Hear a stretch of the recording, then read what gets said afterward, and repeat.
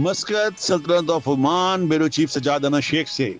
گزشتہ روز عمان کی جانی بچانی کاروباری سماجی شخصیت سید فیاض علی شاہ نے ایک نڈر اور بہادر اوورسیز پاکستانی شہزاد خان، جس نے وادی میں آنے والے تیز پانی کے بہاؤ میں پھنسی گاڑی میں 2 انڈین بھائیوں کی جان بچائی،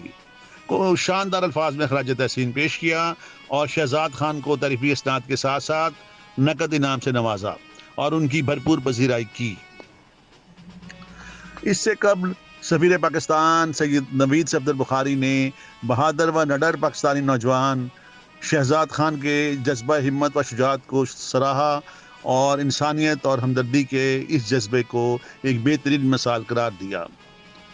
اس مختصر تقریب میں سوشل کلب مسقط کے سیکرٹری جنرل کاشف احمد زعیم، عثمان لکھن، چودھری عباس اور عمران صدیقی بھی موجود تھے۔